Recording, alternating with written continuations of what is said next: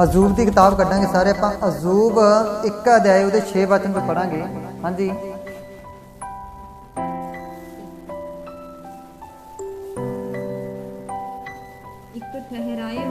एक दी 6, अजूब 1 दी 6।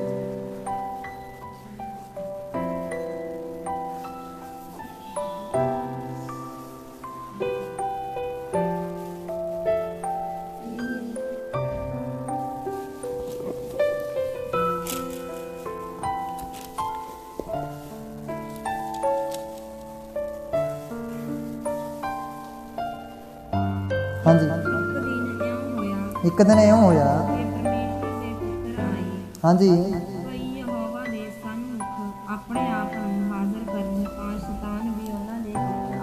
एक दिन इं होया, परमेश्वर के दूत सी जिहड़े, परमेश्वर के पुत्र सी जिहड़े, वो प्रभु के हजूरी विच खड़े होए, परमेश्वर के सामने अपने आप को इकट्ठा करके वो खड़े होए, परमेश्वर के सन्मुख होए।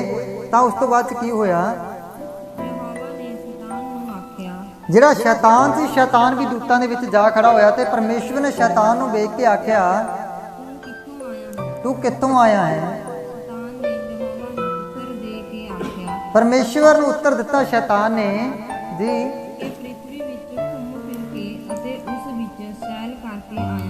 कि पृथ्वी दे विच घूम फिर के आया, पृथ्वी विच मैं सैल सपाटा करके आया जी।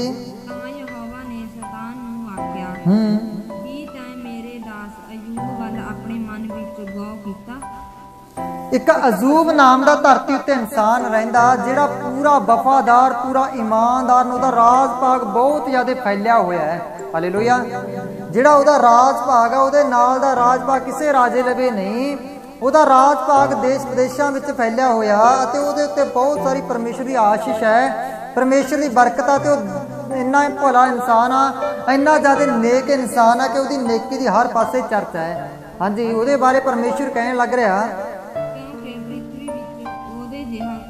क्योंकि कहता सारी पृथ्वी विच अजूब वर्गा एक इंसान भी नहीं। परमेश्वर आपदे पुत्र की बड़ाई कर रहा, परमेश्वर आपदे पुत्र की तारीफ कर रहा कि मेरे पुत्र अजूब वर्गा इस धरती उत्ते कोई भी नहीं है। हाँ जी, वो खरा गा, कहता वो नेक मनुख है, कहता जेड़ा मेरा डर अपनी जिंदगी विच रखदा है ते हर तरह की बुराई तो भाई वो दूर रहिंदा है जी।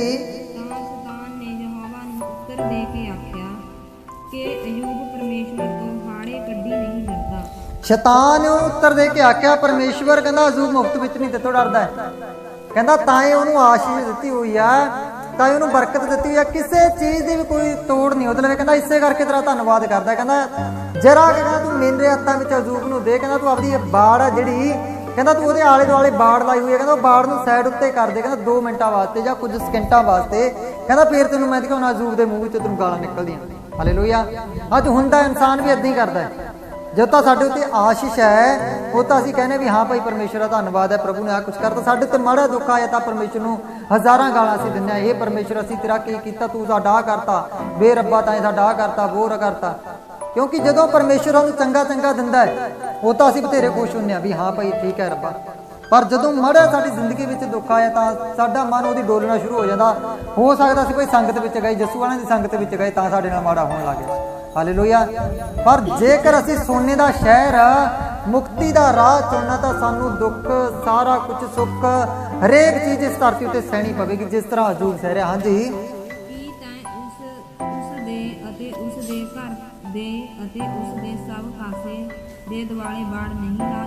कहना ताई उहदे आले दुआले बाड़ नहीं ला के आपदे दूत कहना उहदे आले दुआले खड़ा रखे ने तन्ने, कहना आपदी आशीष आपदी बरकत कहना उहदे उत्ते इन्नी बुराई हुई है तन्ने कि सारी दुनिया विच उहदे वर्गा होऊगा भी कौन।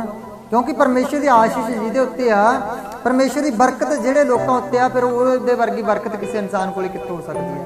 क्योंकि एक तो बरकत है, दूजे नंबर तो गलत पैसा किसी पासे नहीं जा रहा। क्यों? क्योंकि परमेश्वर तो डरदा है। बाणी विच लिखिआ आपां इत्थे हत्थ रख के पढ़ देंगे जदों आपां जबूरां दी पुस्तक 34 अध्याय इत्थे हत्थ रख लो। जबूरां दी पुस्तक 34 अध्याय ਉਹਦੇ 7 ਵਚਨ ਨੂੰ ਪੜੋ।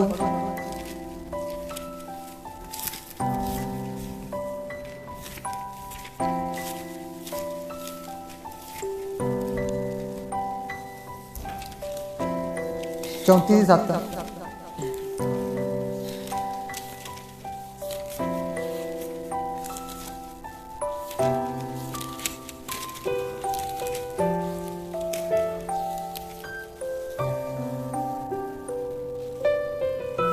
ਹਾਂਜੀ ਕਰ ਲੈ ਬਚਨ।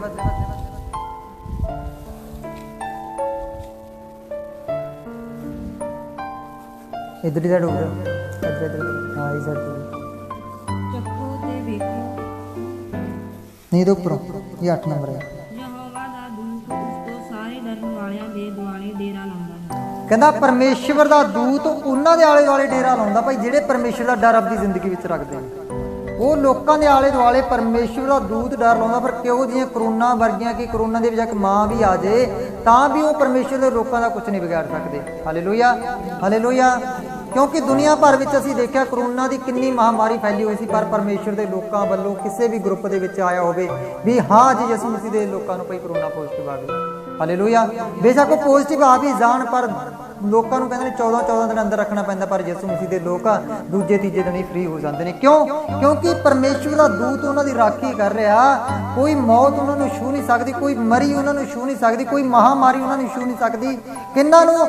ਜਿਹੜੇ ਲੋਕ ਪਰਮੇਸ਼ਵਰ ਦਾ ਡਰ ਆਪਣੀ ਜ਼ਿੰਦਗੀ ਵਿੱਚ ਰੱਖਦੇ ਨੇ। ਹਾਲੇਲੂਇਆ। ਇਸ ਸੰਗਤ ਵਿੱਚ ਅਸੀਂ ਵਚਨ ਸੁਣ ਕੇ ਗਏ। ਵਚਨ ਵਿੱਚ ਕਿਹਾ ਜਾਂਦਾ ਕਿ ਹੇ ਭੈਣ ਮੇਰੀਏ, ਹੇ ਭਾਈ ਤੂੰ ਹਰਾਮਕਾਰੀ ਨਾ ਕਰ।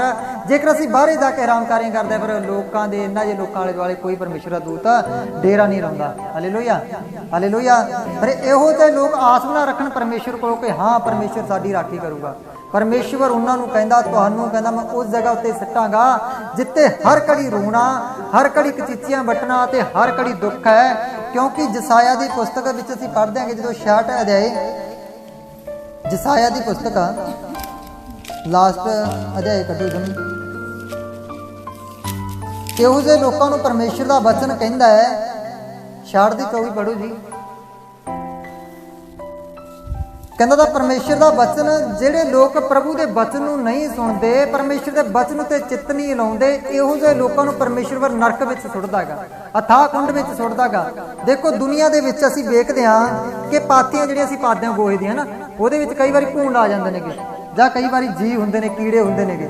ਜੇਕਰ ਅਸੀਂ ਅੱਗ ਵਿੱਚ ਲਾ ਦਈਏ ਉਹਨਾਂ ਨੂੰ ਕਿਉਂ ਜਿਉਂਦੇ ਰਹਿਣਗੇ ਚਾਹੁੰਦੇ। ਪਰ ਇੱਥੇ ਵੇਖੋ ਪਰਮੇਸ਼ਵਰ ਕਹਿੰਦਾ ਜਿਹੜੀ ਅੱਗ ਕਹਿੰਦਾ ਨਰਕ ਵਿੱਚ ਬਲਦੀ ਹੈ ਉਹਦੇ ਵਿੱਚ ਕੀੜੇ ਵੀ ਜਿਉਂਦੇ ਨੇ, ਉਹਨਾਂ ਦਾ ਕੀੜਾ ਕਦੇ ਨਹੀਂ ਮਰਦਾ। ਲਾਸਟ ਵਚਨ ਪੜ੍ਹ ਦਿਓ।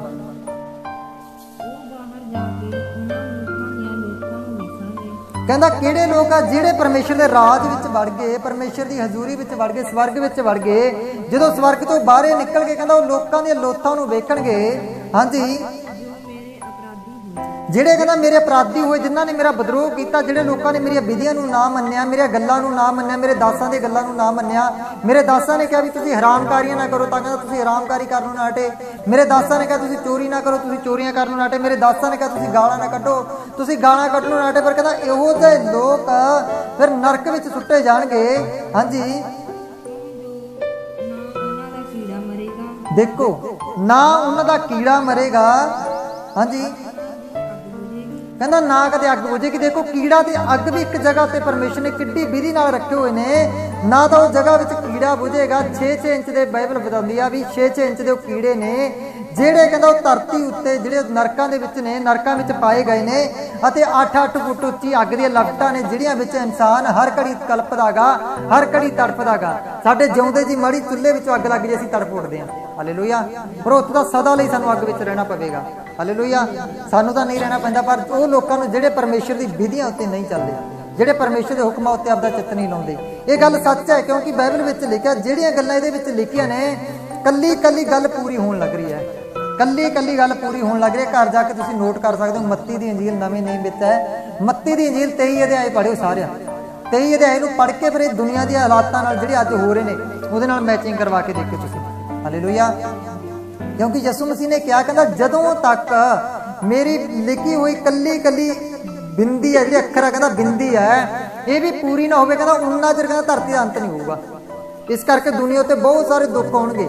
ਸਾਨੂੰ ਇਹ ਚੀਜ਼ ਨਹੀਂ ਸੋਚਣੀ ਚਾਹੀਦੀ ਕਿ ਅਸੀਂ ਅੱਜ ਜਵਾਨ ਆ ਭਾਈ ਸਾਡੇ ਉੱਤੇ ਕੋਈ ਦੁੱਖ ਨਹੀਂ ਆਵੇਗਾ। Hallelujah hallelujah. ਅਸੀਂ ਜਵਾਨ ਆ, ਸਾਡੇ ਉੱਤੇ ਕੋਈ ਦੁੱਖ ਨਹੀਂ ਆਵੇਗਾ। ਇੱਕ ਵੀਡੀਓ ਮੈਂ ਵੇਖਣ ਲੱਗ ਰਿਹਾ, ਸ਼ਾਇਦ ਤੁਹਾਡੇ ਜਿਹਦੇ ਲਈ ਮੋਬਾਈਲ ਨੇ ਕਿ ਮੇਰੇ ਲਈ ਨੰਬਰ ਆ, ਮੈਂ ਸਾਰਿਆਂ ਨੂੰ ਸੈਂਡ ਵੀ ਕੀਤੀ ਸੀ ਉਹ ਵੀਡੀਓ, ਕਿ ਇੱਕ ਭਾਈ ਤੁਰਿਆ ਜਾ ਰਿਹਾ ਹੁੰਦਾ ਤੇ ਉਹਦੇ ਵਿੱਚ ਇੱਕ ਗੱਡੀ ਵੱਜਦੀ ਹੈ, ਮੋਟਰਸਾਈਕਲ ਵੱਜਦਾਗਾ, ਅਤੇ ਉਹ ਜਿਹੜਾ ਭਾਈ ਤੁਰਿਆ ਜਾ ਰਿਹਾ ਹੁੰਦਾ ਉਹ ਸਾਈਡ ਉੱਤੇ ਡਿੱਗ ਜਾਂਦਾ ਹੈ, ਅਤੇ ਜਿਹੜਾ ਮੋਟਰਸਾਈਕਲ ਚਲਾ ਰਿਹਾ ਹੁੰਦਾ ਉਹਦਾ ਟਾਇਰ ਥੱਲੇ ਸਿਰ ਆ ਜਾਂਦਾ ਤੇ ਨਾਲ ਉਹ ਡੈਡ ਹੋ ਜਾਂਦਾ। ਇੱਕ ਭਾਈ ਮੋਟਰਸਾਈਕਲ ਚਲਾਈ ਜਾ ਰਿਹਾ ਹੁੰਦਾਗਾ, ਦੋ ਸਾਨ ਭੱਜੇ ਆਉਂਦੇ ਨੇਗੇ ਅਤੇ ਉਹਦੇ ਉੱਪਰ ਦੀ ਛਾਲ ਮਾਰਦਾ ਹੈ ਅਤੇ ਨਾਲ ਉਸੇ ਘੜੀ ਉਹ ਡੈਡ ਹੋ ਜਾਂਦਾਗਾ। ਹਾਲੇਲੂਇਆ। ਤਿੰਨ ਭੈਣਾਂ ਪੜ ਕੇ ਆ ਰਹੀਆਂ ਹੁੰਦੀਆਂ ਨੇਗੀਆਂ, ਤਿੰਨ ਭੈਣਾਂ ਪੜ ਕੇ ਆ ਰਹੇ ਹੁੰਦੇ ਨੇ, ਇੱਕ ਗੱਡੀ ਬੇਕਾਬੂ ਹੁੰਦੀ ਆ ਤੇ ਉਹਨਾਂ ਵਿੱਚ ਵੱਜਦੇ ਨਾਲ ਦੇ ਨਾਲ ਖਤਮ ਹੋ ਜਾਂਦਾ। ਹੋਵੇਗਾ ਸਾਡੇ ਨਾਲ ਵੀ ਇੱਕ ਦਿਨ ਅਜਿਹਾ, ਸੱਚ ਹੈ, ਸਾਡੇ ਨਾਲ ਵੀ ਇੱਕ ਦਿਨ ਅਜਿਹਾ ਆਉਣਾਗਾ। ਹੋ ਸਕਦਾ ਅਸੀਂ ਅੱਜ ਸੰਗਤ ਵਿੱਚ ਬੈਠਾਂਗੇ, ਅਗਲੀ ਸੰਗਤ ਸਾਡੇ ਕਰਮਾਂ ਵਿੱਚ ਨਾ ਹੋਵੇ। ਹਾਲੇਲੂਇਆ। ਇਸੇ ਕਰਕੇ ਸਾਡਾ ਜਿਹੜਾ ਇੱਕ ਇੱਕ ਸਾਹ ਗਾ ਸਾਨੂੰ ਪਰਮੇਸ਼ਰ ਦੇ ਡਰ ਵਿੱਚ ਗੁਜ਼ਾਰਨਾ ਚਾਹੀਦਾ, ਪਰਮੇਸ਼ਰ ਦੀ ਹਜ਼ੂਰੀ ਵਿੱਚ ਗੁਜ਼ਾਰਨਾ ਚਾਹੀਦਾ, ਪਰਮੇਸ਼ਰ ਦਾ ਡਰ ਆਪਣੀ ਜ਼ਿੰਦਗੀ ਵਿੱਚ ਰੱਖਣਾ ਚਾਹੀਦਾ। ਜਿਹੜੇ ਪਰਮੇਸ਼ਰ ਦੇ ਦਾਸ ਸਾਨੂੰ ਸੱਚੀਆਂ ਗੱਲਾਂ ਸਿਖਾਉਂਦੇ ਨੇਗੇ, ਸਾਡਾ ਦਿਲ ਉਹਨਾਂ ਗੱਲਾਂ ਉੱਤੇ ਲੱਗਣਾ ਚਾਹੀਦਾ ਹੈ, ਤਾਂ ਹੀ ਜਾ ਕੇ ਅਸੀਂ ਸਵਰਗ ਦੇ ਰਾਜ ਵਿੱਚ ਵੜ ਸਕਦੇ ਹਾਂ। ਹਾਂਜੀ, ਆਪਾਂ ਅਯੂਬ ਵਿੱਚ ਵਾਪਸ ਚੱਲਦੇ ਹਾਂ। ਫਿਰ ਪਰਮੇਸ਼ਵਰ ਕਹਿੰਦਾ, ਇੱਥੇ ਦੇਖੋ ਯਸਾਇਆ ਦੀ ਪੁਸਤਕ ਵਿੱਚ ਕਿੱਡੀ ਸੋਹਣੀ ਗੱਲ ਆਪਾਂ ਨੇ ਪੜ੍ਹੀ ਹੈ। ਨਾ ਕਹਿੰਦਾ ਉਹਨਾਂ ਦੀ ਕਦੇ ਅੱਗ ਬੁਝਦੀ ਹੈ ਅਤੇ ਨਾ ਹੀ ਉਹਨਾਂ ਦਾ ਕਦੇ ਕੀੜਾ ਮਰਦਾ।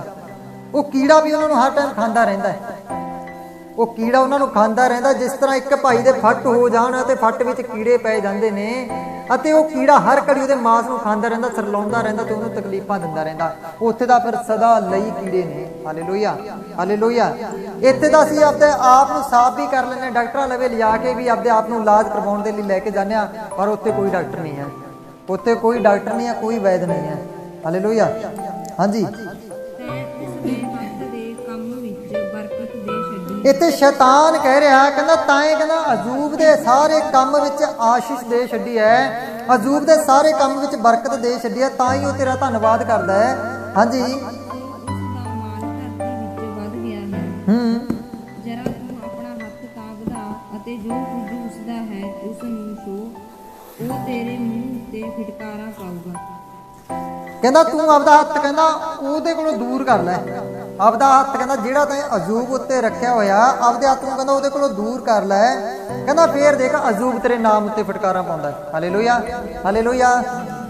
ਜਿਸ ਤਰ੍ਹਾਂ ਲੋਕ ਸਾਨੂੰ ਬਹੁਤ ਕੁਝ ਕਹਿੰਦੇ ਨੇ, ਸਾਡੀ ਜ਼ਿੰਦਗੀ ਵਿੱਚ ਵੀ ਕਈ ਵਾਰੀ ਪ੍ਰਤਿਆਵੇ ਹੁੰਦੇ ਨੇ, ਪਰ ਅਯੂਬ ਵਰਗਾ ਪ੍ਰਤਿਆਵਾ ਨਾ ਤਾਂ ਕਿਸੇ ਉੱਤੇ ਆਉਣਾ ਹੈ ਅਤੇ ਨਾ ਹੀ ਕਿਸੇ ਉੱਤੇ ਆਵੇਗਾ। ਹਾਲੇਲੂਇਆ। ਕਿਉਂਕਿ ਐਡਾ ਵੱਡਾ ਪ੍ਰਤਿਆਵਾ ਕੋਈ ਵੀ ਨਹੀਂ ਸਹਿ ਸਕਦਾ ਜਿੱਡਾ ਅਯੂਬ ਉੱਤੇ ਪ੍ਰਤਿਆਵਾ ਆਇਆ। ਐਡਾ ਵੱਡਾ ਪ੍ਰਤਿਆਵਾ ਇਸ ਧਰਤੀ ਉੱਤੇ ਕੋਈ ਵੀ ਨਹੀਂ ਸਹਿ ਸਕਦਾ। ਹਾਂਜੀ, ਅੱਗੇ ਪੜ੍ਹਦੇ ਆਪਾਂ।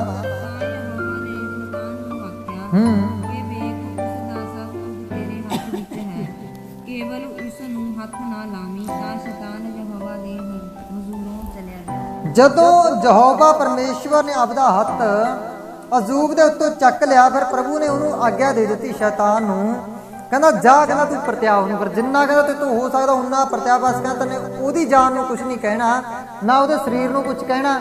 ਤੂੰ ਕਹਿੰਦਾ ਜੇ ਉਹਦੇ ਡੰਗਰਾਂ ਦੇ ਮਾਰਨਾ ਚਾਹੁੰਦਾ ਡੰਗਰ ਮਾਰ ਦੇ, ਕੋਈ ਟੈਨਸ਼ਨ ਨਹੀਂ। ਜਿਹੜਾ ਵੀ ਕੁਝ ਤੇ ਤੋਂ ਹੁੰਦਾ ਕਹਿੰਦਾ ਤੂੰ ਕਰਕੇ ਦੇਖ ਲੈ, ਪਰ ਕਹਿੰਦਾ ਮੈਨੂੰ ਮੇਰੇ ਦਾਸ ਉੱਤੇ ਭਰੋਸਾ ਹੈ ਵੀ ਉਹ ਮੈਨੂੰ ਫਟਕਾਰ ਕਦੇ ਵੀ ਨਹੀਂ ਦੇਵੇਗਾ। ਹਾਲੇਲੂਇਆ। ਤਾਂ ਦੇਖਦੇ ਹਾਂ ਅੱਗੇ ਅਯੂਬ ਦੇ ਨਾਲ ਫਿਰ ਸ਼ੈਤਾਨ ਕੀ ਕਰਦਾ ਹੈ।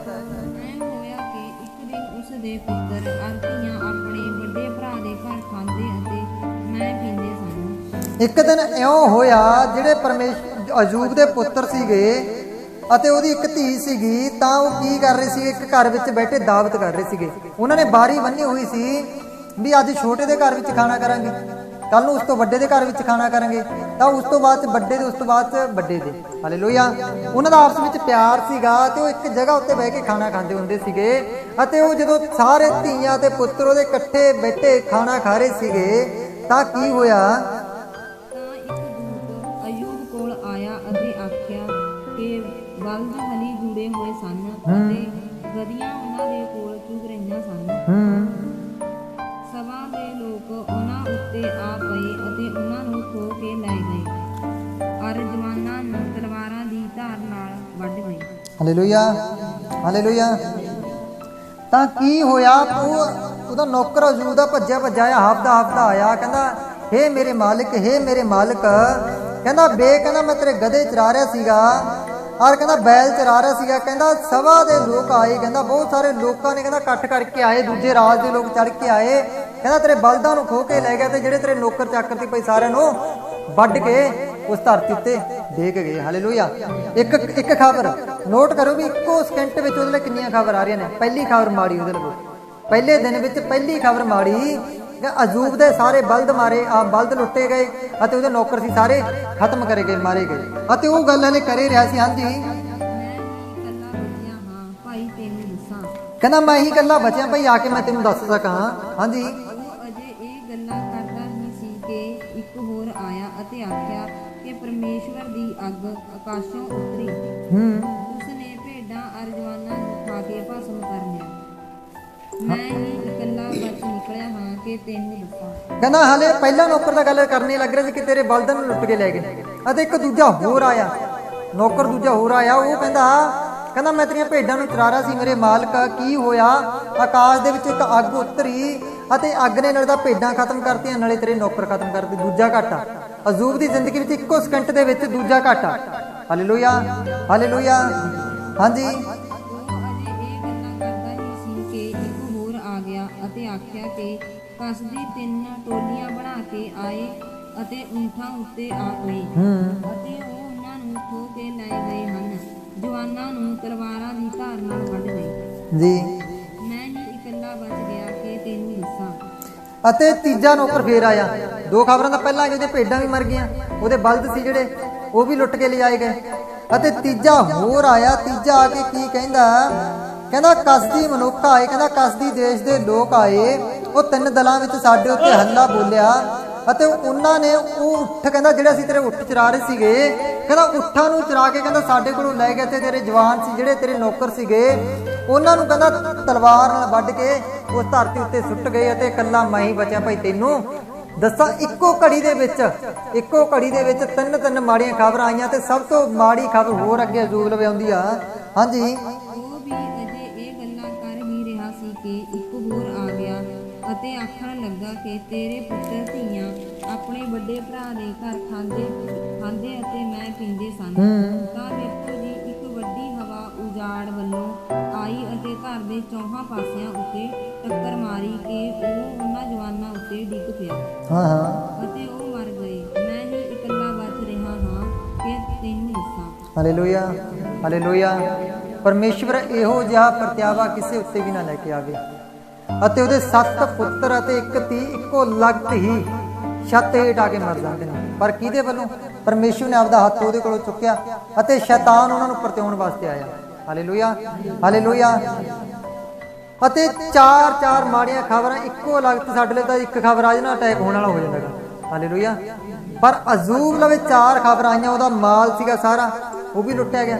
ਉਹਦੇ ਉੱਠ ਸੀਗੇ, ਉਹ ਵੀ ਲੁੱਟੇ ਗਏ। ਭੇਡਾਂ ਸੀ, ਉਹ ਵੀ ਮਾਰ ਦਿੱਤੀਆਂ ਗਈਆਂ। ਬਲਦ ਸੀਗੇ, ਉਹ ਵੀ ਖੋਹ ਲੈਤੇ ਗਏ। ਜਿੰਨੇ ਨੌਕਰ ਸੀ, ਨੌਕਰ ਮਾਰ ਦਿੱਤੇ ਗਏ। ਅਤੇ ਉਹਦੇ 7 ਪੁੱਤਰ ਅਤੇ ਇੱਕ ਧੀ ਸੀਗੀ। ਇੱਕੋ ਲਗਤ ਛੱਤ ਹੇਠ ਆ ਕੇ ਸ਼ੈਤਾਨ ਨੇ ਉਹਨਾਂ ਨੂੰ ਵੀ ਖਤਮ ਕਰ ਦਿੱਤਾ।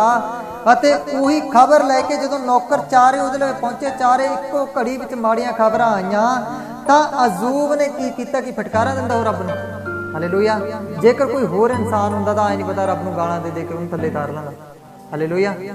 ਸੱਚ ਹੈ, ਕਿਉਂਕਿ ਇਨਸਾਨ ਦਾ ਜਿਹੜਾ ਸਾਡੀ ਫਿਤਰਤ ਹੈ, ਇਨਸਾਨ ਦੀ ਫਿਤਰਤ ਹੈ, ਉਹ ਕਹਿੰਦਾ ਵੀ ਪਰਮੇਸ਼ਰ ਦੀ ਹਜ਼ੂਰੀ ਵਿੱਚ ਮੈਨੂੰ ਖੁਸ਼ੀਆਂ ਮਿਲਣ, ਬਸ ਦੁੱਖ ਤਾਂ ਸਾਡੇ ਨੇੜੇ ਬਣਾਵੇ। ਹਾਲੇਲੂਇਆ। ਪਰ ਜਦੋਂ ਸਾਡੇ ਪੀਰ ਪੈਗੰਬਰ ਗੁਰੂ ਨਾਨਕ ਦੇਵ ਜੀ ਲਾ ਲਓ, ਯਿਸੂ ਮਸੀਹ ਖੁਦ ਜਿਹੜਾ ਧਰਤੀ ਤੇ ਆਕਾਸ਼ ਦਾ ਕਰਤਾ ਸੀਗਾ, ਉਹਨੇ ਧਰਤੀ ਉੱਤੇ ਆ ਕੇ ਇੰਨਾ ਸੁੱਖ ਦੁੱਖ ਸਾਡੇ ਲਈ ਝੱਲਿਆਗਾ, ਤਾਂ ਸਾਨੂੰ ਵੀ ਇਹਦੇ ਹਜ਼ੂਰ ਵਿੱਚ ਜਾਣ ਲਈ ਸੁੱਖ ਦੁੱਖ ਝੱਲਣਾ ਪਵੇਗਾ। ਹਾਲੇਲੂਇਆ। ਮੈਂ ਤੁਹਾਨੂੰ ਝੂਠਾ ਦਿਲਾਸਾ ਨਹੀਂ ਦਿੰਦਾ ਕਿ ਹਾਂ ਯਿਸੂ ਮਸੀਹ ਦੇ ਵਿੱਚ ਖੁਸ਼ੀਆਂ ਨੇ। ਮੈਂ ਤੁਹਾਨੂੰ ਝੂਠਾ ਦਿਲਾਸਾ ਨਹੀਂ ਦਿੰਦਾ ਕਿ ਯਿਸੂ ਮਸੀਹ ਦੇ ਵਿੱਚ ਖੁਸ਼ੀਆਂ ਨੇ। ਸਾਡੀ ਜ਼ਿੰਦਗੀ ਵਿੱਚ ਪਤਾ ਨਹੀਂ ਕਿਹੋ ਜਿਹਾ ਪ੍ਰਤਾਪ ਆਣ ਪਾਵੇ, ਪਰ ਮੈਂ ਤੁਹਾਨੂੰ ਇੱਕ ਗੱਲ ਦੀ ਗਰੰਟੀ ਦਿੰਦਾ ਕਿ ਮੇਰਾ ਪਰਮੇਸ਼ਵਰ, ਜਿਉਂਦਾ ਪਰਮੇਸ਼ਵਰ, ਹਰ ਤਰ੍ਹਾਂ ਦੇ ਪ੍ਰਤਿਆਵੇ ਵਿੱਚੋਂ ਬਾਹਰ ਕੱਢਣ ਦਾ ਰਸਤਾ ਤੁਹਾਡੇ ਲਈ ਪਹਿਲਾਂ ਉਹ ਬਣਾਈ ਬੈਠਾ ਹੋਵੇਗਾ। ਹਾਲੇਲੂਇਆ। ਕਿਉਂਕਿ ਸਾਡੀ ਜ਼ਿੰਦਗੀ ਵਿੱਚ ਜੇਕਰ ਕੋਈ ਬਿਮਾਰੀ ਆਉਂਦੀ ਆ ਤਾਂ ਉਹ ਬਿਮਾਰੀ ਵਿੱਚੋਂ ਬਾਹਰ ਕੱਢਣ ਲਈ ਛੇਤੀ ਸਾਡੇ ਲਈ ਉਹਨੇ ਰਸਤਾ ਤਿਆਰ ਕਰ ਰੱਖਿਆ। ਹਾਲੇਲੂਇਆ। ਕਿਉਂਕਿ ਜਿਹਨੂੰ ਉਹ ਪਿਆਰ ਕਰਦਾ ਉਹਨੂੰ ਤਾੜਦਾ ਵੀ ਹੈ, ਝਿੜਕਦਾ ਵੀ ਹੈ, ਤੇ ਉਹਦੇ ਉੱਤੇ ਥੋੜੇ ਮੋਟੇ ਪ੍ਰਤਿਆਵੇ ਲੈ ਕੇ ਵੀ ਆਉਂਦਾ ਹੈ। ਹਾਲੇਲੂਇਆ। ਇਸ ਕਰਕੇ ਅਸੀਂ ਡੋਲਣਾ ਨਹੀਂ ਹੈਗਾ, ਆਪਦੇ ਵਿਸ਼ਵਾਸ ਵਿੱਚ ਮਜ਼ਬੂਤ ਹੁੰਦੇ ਜਾਣਾ। ਹਾਂਜੀ, ਅੱਗੇ ਪੜ੍ਹਦੇ ਆਪਾਂ। ਤਾਂ ਯੂਬ ਉੱਠਿਆ, ਕੱਪੜੇ ਪਾੜ ਲਏ, ਆਪਣਾ ਸਿਰ ਮੁੰਨਾ ਲਿਆ ਅਤੇ ਧਰਤੀ ਉੱਤੇ ਡਿੱਗ ਕੇ ਮੱਥਾ ਟੇਕਿਆ ਅਤੇ ਆਖਿਆ, ਮੈਂ ਆਪਣੀ ਮਾਤਾ ਦੇ ਪੇਟ ਤੋਂ ਨੰਗਾ ਆਇਆ ਅਤੇ ਨੰਗਾ ਹੀ ਉਧਰ ਨੂੰ ਮੁੜ ਰਿਹਾ ਹਾਂ। ਯਹੋਵਾ ਨੇ ਦਿੱਤਾ, ਯਹੋਵਾ ਨੇ ਹੀ ਲੈ ਲਿਆ। ਯਹੋਵਾ ਦਾ ਨਾਮ ਮੁਬਾਰਕ ਹੋਵੇ। ਕਿੱਡੀ ਸੋਹਣੀ ਤੇ ਵਧੀਆ ਗੱਲ ਹੈ। ਸਾਰਾ ਕੁਝ ਉਹਦਾ ਲੁੱਟ ਲਿਆ ਗਿਆ। ਉਹਦੇ ਬਲਦ ਸੀ, ਬਲਦ ਲੁੱਟ ਲਏ ਗਏ, ਭੇਡਾਂ ਸੀ, ਭੇਡਾਂ ਲੁੱਟ ਲਈਆਂ ਗਈਆਂ, ਅਤੇ ਉਹਦੇ ਇੱਥੋਂ ਤੱਕ ਕਿ ਉਹਦਾ ਪੁੱਤਰ ਸੀ, ਉਹਦੇ ਊਠ ਸੀਗੇ ਜਿਹੜੇ ਊਠ ਵੀ ਲੁੱਟੇ ਗਏ ਅਤੇ ਪੁੱਤਰ ਸੀ ਉਹ ਮਾਰ ਦਿੱਤੇ ਗਏ। ਉਸ ਤੋਂ ਬਾਅਦ ਕੀ ਕਹਿ ਰਿਹਾ, ਪਰਮੇਸ਼ਵਰ ਨੇ ਦਿੱਤਾ, ਪਰਮੇਸ਼ਵਰ ਨੇ ਲੈ ਲਿਆ, ਪਰਮੇਸ਼ਵਰ ਦਾ ਨਾਮ ਕੀ ਹੋਵੇ, ਮੁਬਾਰਕ ਹੋਵੇ। Hallelujah, hallelujah.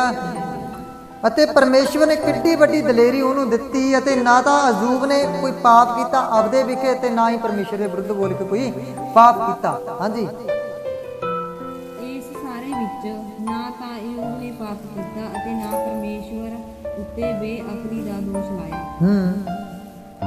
ਫਿਰ ਐਂ ਹੋਇਆ ਕਿ ਜਦ ਪਰਮੇਸ਼ਵਰ ਦੇ ਪੁੱਤਰ ਆਏ ਕਿ ਆਪਣੇ ਆਪ ਨੂੰ ਯਹੋਵਾ ਦੇ ਸਨਮੁਖ ਹਾਜ਼ਰ ਕਰਨ, ਤਾਂ ਸ਼ੈਤਾਨ ਵੀ ਉਹਨਾਂ ਦੇ ਵਿੱਚ ਆਇਆ। ਇੱਕ ਵਾਰੀ ਫੇਰ ਦੁਬਾਰਾ ਜਦੋਂ ਪਰਮੇਸ਼ਵਰ ਦੇ ਸਾਹਮਣੇ, ਪਰਮੇਸ਼ਵਰ ਦੇ ਦੂਤ ਉਹਦੇ ਸਾਹਮਣੇ ਇਕੱਠੇ ਹੋਏ, ਤਾਂ ਸ਼ੈਤਾਨ ਵੀ ਉਹਨਾਂ ਦੇ ਵਿੱਚ ਆਇਆ। ਜਦੋਂ ਅਯੂਬ ਨਾਲ ਸਾਰਾ ਕੁਝ ਕਰਕੇ ਪਰਮੇਸ਼ਵਰ ਦੀ ਦਰਗਾਹ ਦੇ ਵਿੱਚ ਦੁਬਾਰਾ ਉਹ ਆਪਣੀ ਹਾਜ਼ਰੀ ਲਵਾਉਣ ਗਿਆ। ਹਾਂਜੀ, ਭਾਈ ਉਹ ਆਪਣੇ ਆਪ ਨੂੰ ਯਹੋਵਾ ਦੇ ਸਨਮੁਖ ਹਾਜ਼ਰ ਕਰੇ। ਹਾਂਜੀ, ਯਹੋਵਾ ਨੇ ਸ਼ੈਤਾਨ ਨੂੰ ਆਖਿਆ, ਤੂੰ ਕਿੱਥੋਂ ਆਇਆ ਹੈ? ਪਰਮੇਸ਼ਵਰ ਨੇ ਫੇਰ ਸ਼ੈਤਾਨ ਨੂੰ ਪੁੱਛਿਆ, ਤੂੰ ਕਿੱਥੋਂ ਆਇਆ? ਸ਼ੈਤਾਨ ਨੇ ਯਹੋਵਾ ਨੂੰ ਉੱਤਰ ਦੇ ਕੇ ਆਖਿਆ ਕਿ ਪ੍ਰਿਥਵੀ ਵਿੱਚ ਘੁੰਮ ਫਿਰ ਕੇ ਅਤੇ ਉਹਦੇ ਵਿੱਚ ਸੈਲ ਕਰਕੇ ਆਇਆ। ਤਾਂ ਯਹੋਵਾ ਨੇ ਸ਼ੈਤਾਨ ਨੂੰ ਆਖਿਆ, ਕੀ ਤੈਂ ਮੇਰੇ ਦਾਸ ਅਯੂਬ ਵੱਲ ਵੀ ਆਪਣੇ ਮਨ ਵਿੱਚ ਗੌਰ ਕੀਤਾ? ਕਿਉਂ ਜੋ ਪ੍ਰਿਥਵੀ ਵਿੱਚ ਉਹਦੇ ਜਿਹਾ ਕੋਈ ਨਹੀਂ। ਪਰਮੇਸ਼ਵਰ ਨੇ ਫੇਰ ਅਯੂਬ ਦਾ ਜ਼ਿਕਰ ਕੀਤਾ, ਕਹਿੰਦਾ ਹੁਣ ਤਾਂ ਤੂੰ ਸਾਰਾ ਕੁਝ ਕਰ ਚੁੱਕਿਆ ਅਯੂਬ ਦੇ ਨਾਲ, ਕਹਿੰਦਾ ਤਾਂ ਦੁਬਾਰੇ ਗੌਰ ਕੀਤੀ ਵੀ ਅਯੂਬ ਵਰਗਾ ਹੈਗਾ ਕੋਈ ਹੋਰ? ਹਾਲੇਲੂਇਆ। ਕਹਿੰਦਾ ਫੇਰ ਸ਼ੈਤਾਨ ਉਹਨੂੰ ਕਹਿੰਦਾ ਹੈ, ਹਾਂਜੀ, ਉਹ ਖਰਾ ਤੇ ਨੇਕ ਮਨੁੱਖ ਹੈ, ਪਰਮੇਸ਼ਵਰ ਤੋਂ ਡਰਦਾ ਅਤੇ ਬੁਰਾਈਆਂ ਤੋਂ ਦੂਰ ਰਹਿੰਦਾ ਹੈ। ਭਾਵੇਂ ਤੈਂ ਮੈਨੂੰ ਚੁੱਕਿਆ ਕਿ ਮੈਂ ਲਗਾਣੇ ਉਸ ਨੂੰ ਨਾਸ਼ ਕਰਾਂ, ਅੱਜ ਤੱਕ ਉਸ ਨੇ ਆਪਣੀ ਕਰਿਆਈ ਨੂੰ ਤਕੜਾ ਕਰਕੇ ਫੜਿਆ ਹੋਇਆ ਹੈ। ਸ਼ੈਤਾਨ ਨੇ ਯਹੋਵਾ ਨੂੰ ਉੱਤਰ ਦੇ ਕੇ ਆਖਿਆ ਕਿ ਖਲ ਦੇ ਬਦਲੇ ਖਲ, ਸਗੋਂ ਮਨੁੱਖ ਆਪਣਾ ਸਭ ਕੁਝ ਆਪਣੇ ਪ੍ਰਾਣਾਂ ਲਈ ਦੇ ਦੇਵੇਗਾ। Hallelujah, hallelujah. ਸ਼ੈਤਾਨ ਹਲੇ ਵੀ ਵਸ ਨਹੀਂ ਕਰਿਆ। ਕਹਿੰਦਾ ਫਿਰ ਕੀ ਹੋ ਗਿਆ? ਕਹਿੰਦਾ ਜੇ ਉਹਦੇ ਪੁੱਤਰ ਮਾਰਤੇ ਮੈਂ, ਕਹਿੰਦਾ ਫੇਰ ਕੀ ਹੋ ਗਿਆ ਜੇ ਉਹਦਾ ਸਾਰਾ ਕੁਝ ਉਜਾੜਦਾ? ਕਹਿੰਦਾ ਪਰ ਇੱਕ ਚੀਜ਼ ਕਹਿੰਦਾ ਹਲੇ ਵੀ ਘੱਟ ਹੈ। ਕਹਿੰਦਾ ਖਲ ਦੇ ਬਦਲੇ ਖਲ, ਕਹਿੰਦਾ ਤੂੰ ਉਹਦੇ ਸਰੀਰ ਨੂੰ ਕਹਿੰਦਾ ਮੇਰੇ ਹੱਥਾਂ ਵਿੱਚ ਦੇ। ਕਹਿੰਦਾ ਜਦੋਂ ਮੈਂ ਉਹਨੂੰ ਦੁੱਖ ਦੇਵਾਂ, ਕਹਿੰਦਾ ਫੇਰ ਉਹ ਤੈਨੂੰ ਗਾਲਾਂ ਕੱਢੇਗਾ। Hallelujah, hallelujah. ਤਾਂ ਸ਼ੈਤਾਨ ਇੰਨਾ ਕੁਝ ਕਰਕੇ ਵੀ, ਇੰਨਾ ਪ੍ਰਤਿਆ ਕੇ ਵੀ ਉਹਨੂੰ ਨਹੀਂ ਹਟਿਆ। ਤਾਂ ਪਰਮੇਸ਼ਰ ਨੇ ਉਹਨੂੰ ਕਿਹਾ, ਕਹਿੰਦਾ ਠੀਕ ਹੈ, ਤੂੰ ਜਿਹੜਾ ਕੁਝ ਵੀ ਕਰਨਾ ਅਯੂਬ ਨਾਲ ਕਰ ਲੈ, ਪਰ ਉਹਦੇ ਪ੍ਰਾਣ ਨਾਲ ਲੈ। ਹਾਲੇਲੂਇਆ।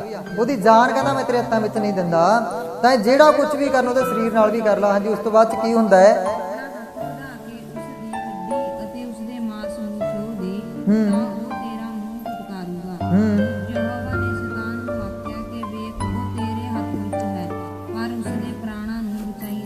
ਜੀ, ਤਾਂ ਸ਼ੈਤਾਨ ਯਹੋਵਾ ਦੇ ਅੱਗੋਂ ਚਲਿਆ ਗਿਆ ਅਤੇ ਅਯੂਬ ਨੂੰ ਪੈਰ ਦੀ ਤਲੀ ਤੋਂ ਲੈ ਕੇ ਸਿਰ ਦੀ ਖੋਪਰੀ ਤੱਕ ਬੁਰਿਆਈ ਫੋੜਿਆਂ ਨਾਲ ਮਾਰਿਆ। Hallelujah, hallelujah. ਸੱਚ ਪੁੱਛੋ, ਇੱਕ ਦਿਨ ਮੈਂ ਸ਼ਾਮ ਨੂੰ ਬੈਠੇ ਦੀ ਕਹਾਣੀ ਪੜ੍ਹਨ ਲੱਗ ਰਿਹਾ ਸੀ ਅਯੂਬ ਦੀ। ਪੜ੍ਹਦੇ ਪੜ੍ਹਦੇ ਮੇਰੀ ਅੱਖਾਂ 'ਚ ਪਾਣੀ ਆ ਗਿਆ ਸੀਗਾ ਜੀ, ਕਿਉਂਕਿ ਇੰਨਾ ਜ਼ਿਆਦਾ ਦਰਦ ਅਯੂਬ ਨੇ ਸਿਆ ਸੀਗਾ।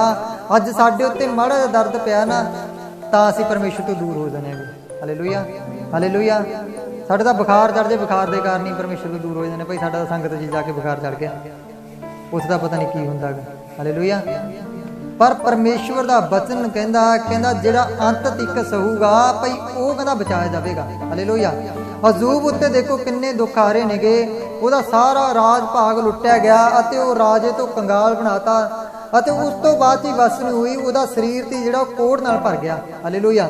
ਪੈਰਾਂ ਦੀ ਤਲੀ ਤੋਂ ਲੈ ਕੇ ਇੱਕੋ ਲਗਤ, ਪੈਰਾਂ ਦੀ ਤਲੀ ਤੋਂ ਲੈ ਕੇ ਇੱਕੋ ਲਗਤ ਸਾਰਾ ਸਰੀਰ ਉਹਦਾ ਕੋੜ ਨਾਲ ਭਰ ਗਿਆ। ਹਾਂਜੀ,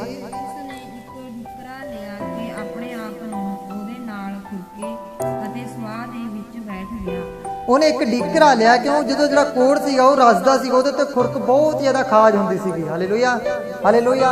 ਉਸ ਉੱਤੇ ਬਹੁਤ ਜ਼ਿਆਦਾ ਖਾਜ ਹੁੰਦੀ ਸੀ। ਉਹਨੇ ਇੱਕ ਡੀਕਰਾ ਲਿਆ, ਡੀਕਰੇ ਨਾਲ ਬੈਠਿਆ ਵਾ ਜੈਸ ਲੋਟਾਏ ਆਪਦੇ ਜਿਹੜਾ ਕੋੜ ਸੀਗਾ, ਕੋੜ ਨੂੰ ਖੁਰਕਦਾ ਰਹਿੰਦਾ ਸੀਗਾ। Hallelujah, hallelujah. ਅਤੇ ਸਵਾਹ ਦੇ ਵਿੱਚ ਬੈਠ ਗਿਆ। ਸਵਾਹ ਦੇ ਵਿੱਚ ਬਹਿ ਕੇ ਵੀ ਕੀ ਕਹਿੰਦਾ?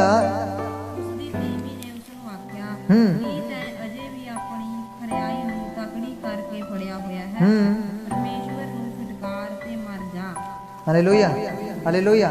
ਤੁਹਾਨੂੰ ਮੈਂ ਭੈਣ ਨਾਲ ਪਹਿਲਾਂ ਵੀ ਅੰਦਰ ਬੈਠਿਆ ਗੱਲ ਕਰ ਰਿਹਾ ਸੀ ਨਾ ਕਿ ਜਿਹੜੀਆਂ ਲੇਡੀਜ਼ ਹੁੰਦੀਆਂ, ਜਿਹੜੀਆਂ ਜਨਾਨੀਆਂ ਹੁੰਦੀਆਂ ਨੇ, ਬਹੁਤ ਛੇਤੀ ਵਿਸ਼ਵਾਸ ਤੋਂ ਡੋਲਦੀਆਂ ਨੇ ਗਿਆ। ਮਾੜਾ ਕੋਈ ਜ਼ਿੰਦਗੀ 'ਚ ਦੁੱਖ ਆਇਆ ਨਾਲ ਦੇ ਨਾਲ ਪਰਮੇਸ਼ਰ ਦੇ ਤਾਨੇ ਮਾਰਨੇ ਸ਼ੁਰੂ ਕਰ ਦਿੰਦੀਆਂ ਨੇ। ਤਾਂ ਇਸੇ ਤਰ੍ਹਾਂ ਅਯੂਬ ਦੇ ਘਰ ਵਾਲੀ ਵੀ ਕਹਿ ਰਹੀ ਆ, ਕਹੀ ਤੂੰ ਹੁਣ ਵੀ ਕਹਿੰਦੀ ਪਰਮੇਸ਼ਰ ਦੀ ਪੂਛ ਫੜੀ ਬੈਠੇ। ਪਰਮੇਸ਼ਰ ਨੇ ਆਪਣੇ ਧੀਆਂ ਮਾਰਤੀਆਂ, ਪੁੱਤਰ ਮਾਰਤੇ, ਉੱਠ ਮਾਰਤੇ, ਇੱਥੋਂ ਤੱਕ ਆਪਣੇ ਭੇਡਾਂ ਸੀ ਭੇਡਾਂ ਮਾਰਤੀਆਂ, ਆਪਣੇ ਬਲਦ ਸੀ, ਰਾਜ ਬਾਗ ਸੀ, ਸਾਰਾ ਕੁਝ ਖਤਮ ਕਰ ਦਿੱਤਾ। ਤੂੰ ਹਲੇ ਵੀ ਕਹਿੰਦੀ ਪ੍ਰਭੂ ਪ੍ਰਭੂ ਕਰ ਰਹੇਗਾ। ਹੁਣ ਤਾਂ ਕਹਿੰਦੀ ਉਹਨੂੰ ਛੱਡ, ਕਹਿੰਦੀ ਉਹਨੂੰ ਫਟਕਾਰ ਅਤੇ ਆਪਦਾ ਆਪ ਨੂੰ ਖਤਮ ਕਰ ਲੈ। ਇੰਨਾ ਦੁੱਖ ਕਹਿੰਦੀ ਤੇਰਾ ਮੇਤੋਂ ਵੀ ਨਹੀਂ ਦੇਖਿਆ ਜਾ ਰਿਹਾ ਵੀ ਤੂੰ ਆਪਦੀ ਆਤਮ ਹੱਤਿਆ ਕਰ ਲਾ। ਇਹਦੇ ਨਾਲੋਂ ਚੰਗਾ, ਕਿਉਂਕਿ ਉਹਦੇ ਪੈਰਾਂ ਤੋਂ ਲੈ ਕੇ ਸਿਰ ਤੱਕ ਇੱਕ ਵੀ ਅਜਿਹੀ ਜਗ੍ਹਾ ਸਰੀਰ ਉੱਤੇ ਨਹੀਂ ਸੀ ਜਿਹੜੀ ਜਗ੍ਹਾ ਤੇ ਫੋੜਾ ਨਾ ਹੋਵੇ। ਫੋੜੇ ਵੀ ਆਮ ਨਹੀਂ, ਕੋੜ ਦੇ ਫੋੜੇ। Hallelujah, hallelujah. ਹਾਂਜੀ, ਪਰ ਉਸਨੇ ਉਹਨੂੰ ਆਖਿਆ, ਜਿਵੇਂ ਝੱਲੀਆਂ ਤੀਵੀਆਂ ਵਿੱਚੋਂ ਕੋਈ ਬੋਲਦੀ ਹੈ, ਤਿਵੇਂ ਤੂੰ ਵੀ ਬੋਲਦੀ ਹੈ। ਫਿਰ ਅਯੂਬ ਨੇ ਆਪਣੀ ਪਤਨੀ ਨੂੰ ਆਖਿਆ, ਕਹਿੰਦਾ ਤੂੰ ਝੱਲੀਆਂ ਤੀਵੀਆਂ ਵਾਂਗੂ ਗੱਲ ਕਰਦੀ ਹੈ, ਤੂੰ ਕਮਲੀਆਂ ਤੀਵੀਆਂ ਵਾਂਗੂ ਗੱਲ ਕਰਦੀ ਹੈ। ਹਾਂਜੀ,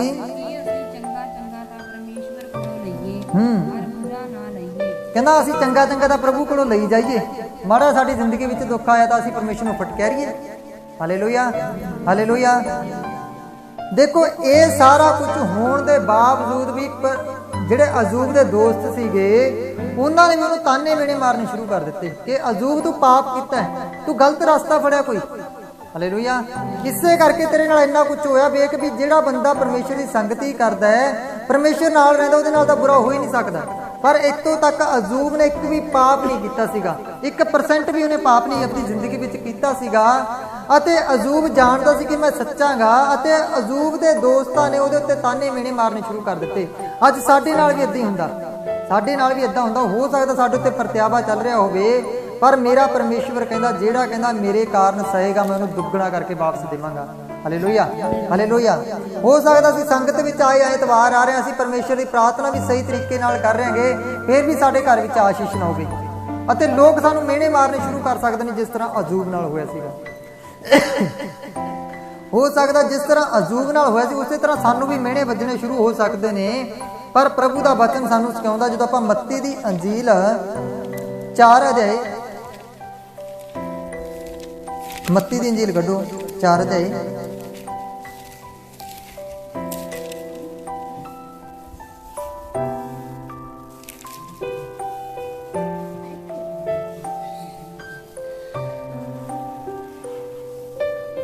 ਪੰਜ ਦੀ 9 ਪੜ੍ਹੋ, 5 ਦੀ ਮੱਤੀ ਦੀ ਅੰਜੀਲ 5 ਦੀ 9। ਤੁਹਾਨੂੰ ਉਹ ਜਿਹੜੇ ਮੇਲ ਕਰਾਉਣ ਵਾਲੇ ਹਨ, ਕਿਉਂ ਜੋ ਪਰਮੇਸ਼ਵਰ ਦੇ ਪੁੱਤਰ ਕਹਾਉਂਦੇ। ਦਿਓ ਬੈਲ।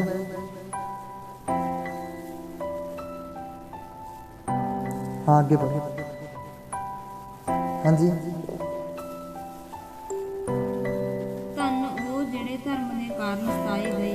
ਧੰਨ ਨੇ ਕਹਿੰਦਾ ਉਹ ਲੋਕ ਜਿਹੜੇ ਧਰਮ ਦੇ ਕਾਰਨ ਸਤਾਏ ਜਾਂਦੇ ਨੇ। ਕਹਿੰਦਾ ਧਰਮ ਦੇ ਰਸਤੇ ਉੱਤੇ ਚੱਲ ਰਹੇ ਅਤੇ ਲੋਕ ਤੁਹਾਨੂੰ ਤਾਨੇ ਮੇਣੇ ਮਾਰਦੇ ਨੇ, ਲੋਕ ਤੁਹਾਨੂੰ ਸਤਾਉਂਦੇ ਨੇ। ਹਾਂਜੀ,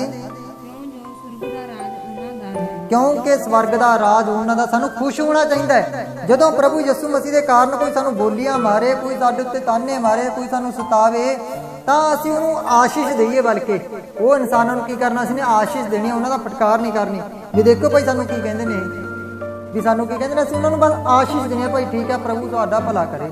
ਹਾਲੇਲੂਇਆ। ਹਾਂਜੀ,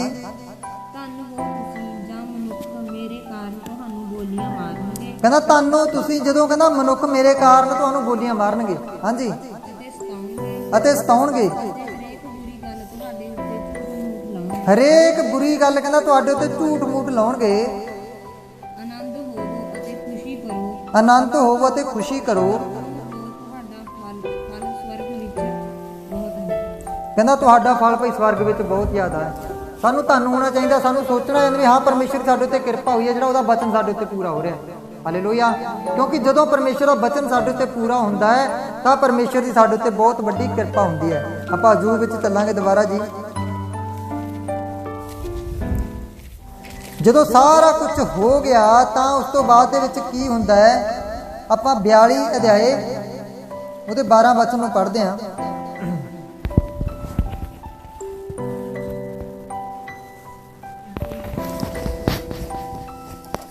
42 ਦੀ 12। ਸੋ ਯਹੋਵਾ ਨੇ ਅਯੂਬ ਦੀ ਨੂੰ ਉਹਦੀ ਪਹਿਲੀ ਅਵਸਥਾ ਤੋਂ ਵੱਧ ਬਰਕਤ ਦਿੱਤੀ। ਜਦੋਂ ਅਯੂਬ ਸਾਰਾ ਕੁਝ ਸਹਿ ਗਿਆ, ਸਾਰਾ ਕੁਝ ਉਹਨੇ ਦੁੱਖ ਦੇ ਵਿੱਚ ਵੀ ਕੋਈ ਪਰਮੇਸ਼ਰ ਨੂੰ ਲਾਂਭਾ ਨਾ ਦਿੱਤਾ, ਸ਼ੈਤਾਨ ਮੂਧੇ ਮੂੰਹ ਡਿੱਗ ਕੇ ਉਹਦੇ ਚਰਨਾਂ ਵਿੱਚ ਡਿੱਗ ਕੇ ਫਿਰ ਚਲਿਆ ਗਿਆ। ਉਸ ਤੋਂ ਬਾਅਦ ਦੇ ਵਿੱਚ ਕੀ ਹੁੰਦਾ, ਜਦੋਂ ਅਖੀਰ ਵਿੱਚ ਅਯੂਬ ਨੇ ਪਰਮੇਸ਼ਰ ਦੀ ਹਜ਼ੂਰੀ ਵਿੱਚ ਆਪਦੀ ਵਫਾਦਾਰੀ ਦਿਖਾਈ, ਆਪਦੀ ਭਗਤੀ ਦਿਖਾਈ, ਤਾਂ ਫਿਰ ਪਰਮੇਸ਼ਵਰ ਨੇ ਕੀ ਕੀਤਾ, ਜਿਹੜਾ ਉਹਦੇ ਪਿਛਲੇ ਸਮੇਂ ਵਿੱਚ ਸੀਗਾ, ਜਿਸ ਤਰ੍ਹਾਂ ਉਹਦੇ ਲਈ 500 ਗਧਾ ਸੀਗਾ ਉਹਨੂੰ 1000 ਕਰਕੇ ਦਿੱਤਾ, ਉਹਦੇ ਲਈ 1000 ਊਠ ਸੀਗਾ ਉਹਨੂੰ 2000 ਕਰਕੇ ਦਿੱਤਾ। ਹਾਂਜੀ, ਅਤੇ ਉਹਦੇ ਕੋਲ 14000 ਇੱਜੜ, 6000 ਊਠ, 1000 ਜੋੜੀ ਬਲਦ ਅਤੇ 1000 ਗਧੀਆਂ ਹੋ ਗਈਆਂ। ਉਹਦੇ ਸਾਰਾ ਕੁਝ ਡਬਲ ਹੋ ਗਿਆ। ਜਿਸ ਤਰ੍ਹਾਂ ਅਯੂਬ ਲਵੇ ਪਹਿਲਾਂ 1000 ਚੀਜ਼ ਸੀ, ਜਿਹੜੀ 1000 ਬਲਦ ਸੀਗੇ ਉਹ 2000 ਹੋ ਗਏ, ਅਤੇ ਜਿਸ ਤਰ੍ਹਾਂ ਅਯੂਬ ਲਵੇ ਬਾਣੀ ਬਿਆਨ ਕਰਦੇ 3000 ਊਠ ਸੀਗੇ ਉਹ 6000 ਹੋ ਗਏ। ਹਰੇਕ ਚੀਜ਼ ਡਬਲ ਹੋ ਗਈ ਪਰਮੇਸ਼ਵਰ ਦੇ ਹਜ਼ੂਰ ਵਿੱਚੋਂ। ਪਰ ਕਦੋਂ, ਜਦੋਂ ਉਹਨੇ ਪਰਤਿਆਵਾ ਸਿਆ। ਅੱਜ ਸਾਨੂੰ ਵੀ ਜਦੋਂ ਸਾਡੀ ਜ਼ਿੰਦਗੀ ਵਿੱਚ ਥੋੜਾ ਮੋਟਾ ਸੁੱਖ ਦੁੱਖ ਆਉਂਦਾ, ਸਾਨੂੰ ਸਹਿਣਾ ਚਾਹੀਦਾ, ਤਾਂ ਹੀ ਕਰਕੇ ਅਸੀਂ ਪਰਮੇਸ਼ਵਰ ਤੋਂ ਡਬਲ ਆਸ਼ੀਸ਼ ਲੈ ਸਕਦੇ ਹਾਂ। Hallelujah, hallelujah.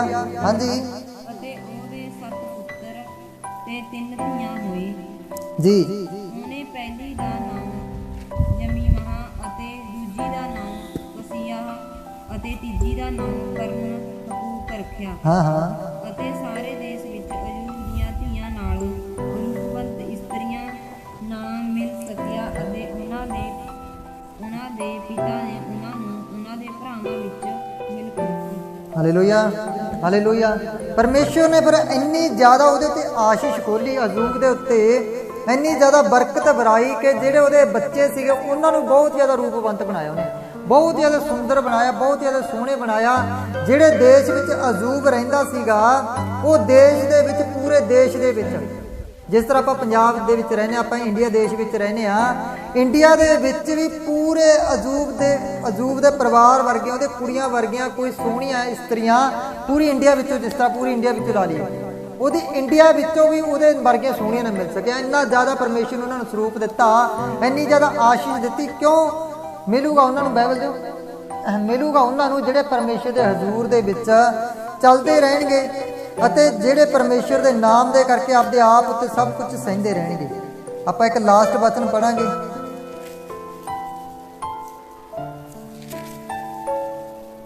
ਮੱਤੀ ਦੀ ਅੰਜੀਲ 24:13। ਉੱਤੇ ਪ੍ਰਭੂ ਦਾ ਵਚਨ ਕਹਿੰਦਾ, ਪਰ ਜਿਹੜਾ ਅੰਤ ਤੋੜੀ ਸਹੇਗਾ ਭਾਈ ਸੋਈ ਬਚਾਇਆ ਜਾਵੇਗਾ। ਹਾਲੇਲੂਇਆ। ਮੱਤੀ ਦੀ ਅੰਜੀਲ 24:13 ਵਿੱਚ ਲਿਖਿਆ, ਭਾਈ ਜਿਹੜਾ ਅੰਤ ਤੋੜੀ ਸਿਹਾ ਜਾਏਗਾ ਉਹੀ ਬਚਾਇਆ ਜਾਵੇਗਾ। ਹਾਲੇਲੂਇਆ। ਕੌਣ ਬਚਾਇਆ ਜਾਊਗਾ? ਜਿਹੜਾ ਅੰਤ ਤੱਕ ਸਹੂਗਾ, ਜਿਹੜਾ ਦੁਨੀਆ ਦੇ ਤਾਨੇ ਮਿਹਣੇ ਦੇਖ ਕੇ ਪਿੱਛੇ ਹਟ ਜਾਊਗਾ, ਉਹ ਲੋਕਾਂ ਦਾ ਹਿੱਸਾ ਪਰ ਉੱਥੇ ਹੋਵੇਗਾ ਜਿੱਥੇ ਗੰਧਕ ਨਾਲ ਅੱਗ ਬਲਦੀ ਹੈ, ਅਤੇ ਜਿੱਥੇ ਉਹ 6-6 ਇੰਚ ਦੇ ਕੀੜੇ ਵਿਛਾਏ ਜਾਂਦੇ ਨੇ। ਹਾਲੇਲੂਇਆ। ਜੇਕਰ ਅਸੀਂ ਉਹ ਚੀਜ਼ਾਂ ਤੋਂ ਦੂਰ ਰਹਿਣਾ ਹੈ ਤਾਂ ਸਾਨੂੰ ਪਰਮੇਸ਼ਰ ਦੇ ਬਚਨ ਉੱਤੇ ਆਪਦਾ ਚਿੱਤ ਲਾਉਣਾ ਪਵੇਗਾ, ਅਤੇ ਪਰਮੇਸ਼ਰ ਇਸੇ ਬਚਨ ਦੇ ਨਾਲ ਤੁਹਾਨੂੰ